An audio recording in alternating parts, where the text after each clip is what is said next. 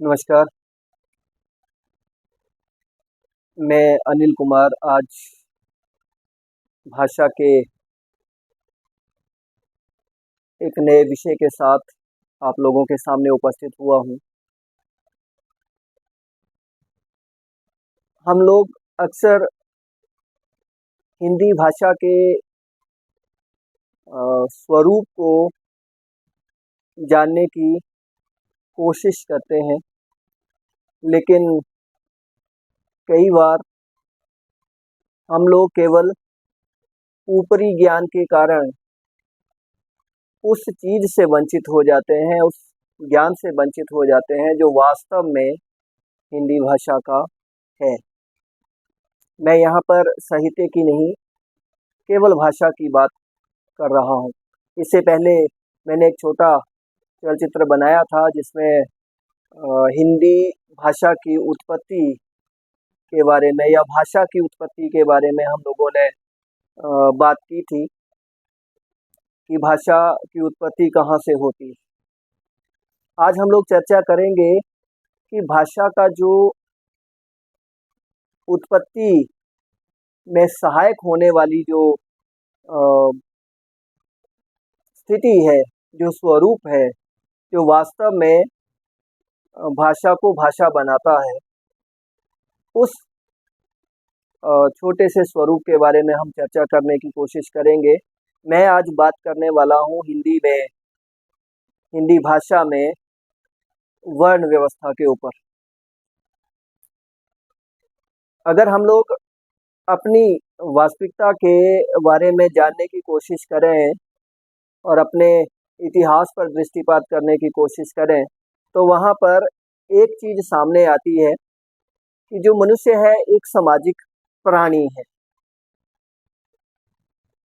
सामाजिक प्राणी होने के कारण उसे समाज की तमाम व्यवस्थाओं को साथ लेकर चलना पड़ता है, संस्कृति के नियमों को लेकर साथ चलना पड़ता है, मर्यादाओं को लेकर साथ चलना पड़ता है, कई तरह की परंपराओं का वहन करना पड़ता है। लेकिन जब इस तरह की व्यवस्थाएं, इस तरह की परंपराएं और इस तरह की मर्यादाएं नहीं थी, उस समय व्यक्ति का जो स्वरूप था वो कैसा था, वहाँ से शुरुआत करेंगे। तो हम लोगों ने शुरुआत में कहा था, एक जो पिछले मेरे चलचित्र में मैंने ये कहने का प्रयास किया था कि व्यक्ति ने जब जीवन शुरू किया था तो वहाँ पर हम लोग देखते हैं कि मूक स्वरूप में व्यक्ति रहता था और मूक स्वरूप के बाद उसने धीरे धीरे एकजुट होने का जो प्रयास है वो किया, एक दूसरे को देखकर व्यवहार करने की कोशिश की। तो वही जो व्यवस्था है वो ध्वनि परिवर्तन में परिवर्तित हुई। वही ध्वनि परिवर्तन जो है वो आगे चलकर संकेतों में परिवर्तित हुआ, चिन्हों में परिवर्तित हुआ, और वही चिन्ह जो हैं वो आगे चलकर चित्रों में परिवर्तित हुए, और वही चित्र जो हैं वो आगे चलकर जैसे जैसे व्यवस्था का परिवर्तन आता गया, विकास होता गया, वो चिन्ह जो हैं वो अक्षरों का रूप लेते गए, और वही अक्षर जो हैं वो आगे चलकर हमारी भाषा का प्रारंभिक आयाम बनता है। कहने का तात्पर्य ये कि हर एक विकास के पीछे कहीं न कहीं कोई ना कोई श्रृंखला ऐसी जुड़ी होती है जो उसके निर्माण के प्रारंभ से लेकर और निर्माण के वर्तमान स्वरूप तक उसके साथ होती है। और भाषा की उसी व्यवस्था को हम लोगों को आज जानना है, उसी व्यवस्था को हम लोगों को आज समझना है कि वास्तव में जो व्यवस्था है वो है क्या चीज़।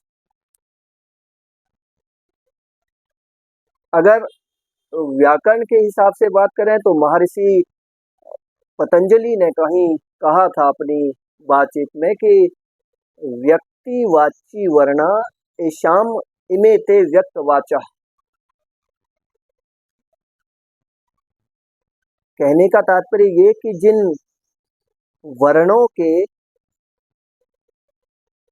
उच्चारण से व्यक्ति जो है वो दूसरे से संपर्क साधता है, दूसरे से अपना व्यवहार साधता है, उन्हीं वर्णों को, उन्हीं चिन्हों को हम भाषा कहते हैं। अब यहाँ पर एक चीज देखने को मिलती है कि वास्तव में भाषा के मध्य ये वर्ण क्या चीज,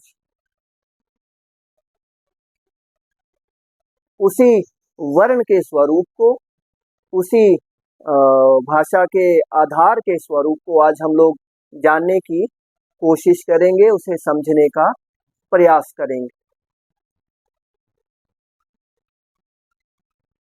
यूं तो सारे लोग कह देते हैं, सभी कह देते हैं, हम लोग व्याकरण देखते हैं उसमें कहते हैं कि छोटी से छोटी ध्वनि जिसके टुकड़े ना किए जा सके वो वर्ण है। लेकिन अगर हम लोग उस धारा प्रवाह को देखें तो सबसे पहले हमारे धारा प्रवाह में संस्कृत का स्वरूप हमें देखने को मिलता है।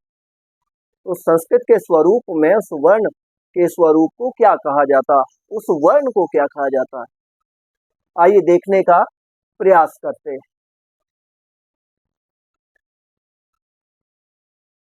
चलिए, तो आज हम लोग इसी वर्ण के ऊपर चर्चा करने वाले हैं।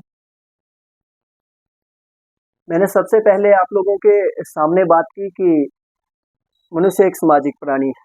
वह अकेला रहकर अकेला रहकर अपना विकास नहीं कर सकता, अकेला रहकर वो अपने व्यवहार को दूसरों तक नहीं ला सकता। लेकिन बात वही है कि जब हम लोग समाज में एक साथ रह रहे हैं, समाज में एक ही व्यवहार में हम लोग रह रहे हैं, तभी हमारा विकास संभव है। और मैंने आपके सामने एक छोटी सी परिभाषा पतंजलि जी की रखी है। व्यक्तिवाची वर्णा येषाम इमे ते व्यक्तवाचा। वर्णों में व्यक्त होने वाली वाणी को ही भाषा कहते हैं। यहाँ तक हम लोगों ने चर्चा की। अब देखना ये है कि ये जो परिभाषा पतंजलि ने दी है, व्यक्तावाची वर्णा येषाम त इमे व्यक्तवाचा, अर्थात वर्णों में व्यक्त होने वाली वाणी को भाषा कहते हैं। कहने का तात्पर्य ये है, भाषा वो चीज है जो वर्णों में व्यक्त होती है। तो मतलब अब वर्ण क्या चीज है, वर्ण क्या स्वरूप है जिससे भाषा बनती है, वही व्यवहार हमें आज जानना है। अगर इसकी चर्चा हम लोग करना शुरू करेंगे तो एक छोटा सा स्वरूप देखने को मिलता है, वो ये कि वास्तव में वर्ण क्या है। यहाँ पर कहने का ये प्रयास किया गया है छोटा सा कि वर्णों से तो भाषा बनती है, लेकिन वर्ण क्या है। संस्कृत में वर्ण का अर्थ भाषा की छोटी सी इकाई है, या सबसे छोटी इकाई है जिसे तोड़ा नहीं जा सकता। एक छोटी सी परिभाषा आप लोगों के सामने मैंने रखने का प्रयास किया है। वर्ण्यते अभिव्यंजते वा लघुतमो ध्वनि एन सवर्ण। वर्ण्यते अभिव्यंजते वा लघुतमो ध्वनि एन सवर्ण, अर्थात वर्ण वे होते हैं जिनके द्वारा ध्वनि के सूक्ष्म से सूक्ष्म अंश को व्यंजित किया जा सकता है। इसलिए सार्थक शब्द या पद के उसे अंश को जिसे खंडित नहीं किया जा सकता उसे अक्षर भी कहते हैं। जो वर्ण होता है वही अक्षर होता है। अब संस्कृत में इसके लिए भी एक छोटी सी परिभाषा दे रखी है। वर्ण को ही अक्षर कहते हैं। अक्षर से क्या तात्पर्य है, न अक्षराक्षरम यस्मात् तद अक्षरम,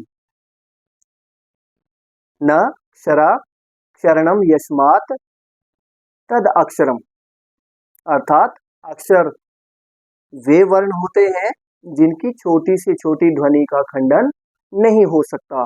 कहने का तात्पर्य ये, चाहे हम वर्ण कहें चाहे हम लोग उसे अक्षर कहें, लेकिन जो उसके पीछे का वास्तविक आधार है वो वही है क्या, कि हम लोग अपनी बातचीत को जब मूल रूप में लाते हैं, अपने व्यवहार को जब मूल रूप में लाते हैं और उसे सुरक्षित रखने का प्रयास करते हैं, और उस सुरक्षित रखने के लिए जो उसका मूल स्वरूप बनता है, उन मूल स्वरूप में बनने के लिए सहायक होने वाले छोटे से छोटे टुकड़े को या खंड को हम लोग वर्ण कहते हैं।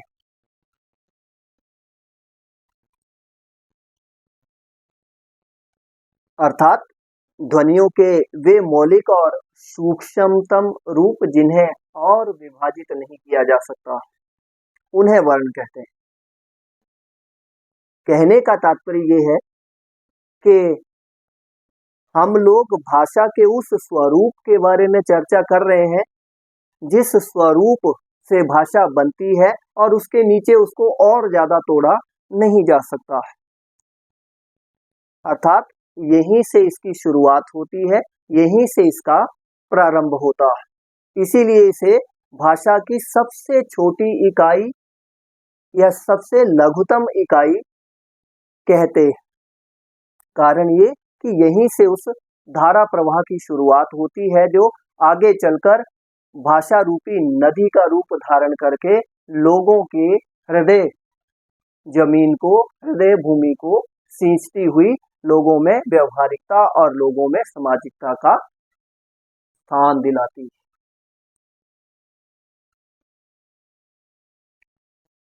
तो अभी आपने देखा कि हम लोग किस तरह से भाषा का जो स्वरूप है, भाषा की जो प्रथम इकाई है, भाषा का जो शुरुआती स्वरूप है, उस स्वरूप से हम लोग रूबरू हुए और उसी स्वरूप विशेष को हम लोग वास्तव में वर्ण कहते हैं।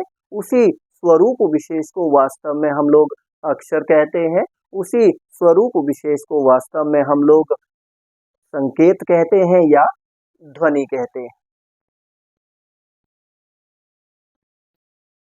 इसी से भाषा का निर्माण होता है, इसी से भाषा की शुरुआत होती है और यही वो मूल आधार है जहाँ से भाषा रूपी प्रवाह जो है वो अपने लिए एक नई शुरुआत और एक नई दिशा और दशा प्राप्त करता है। तो आज के लिए हम लोग इस स्वरूप को यहीं रोकेंगे, यहीं पर इसको विराम देंगे। अगली श्रृंखला में हम लोग जानेंगे कि ये जो वर्ण है, ये जो अक्षर है, ये जो संकेत है, ये जो ध्वनि है, ये जो चिन्ह है, ये कितने तरह के होते हैं और किस किस तरह से हम लोगों को जीवन में ये सहायक हो सकते हैं या हमारी भाषा के निर्माण में ये सहायक होते हैं। नमस्कार।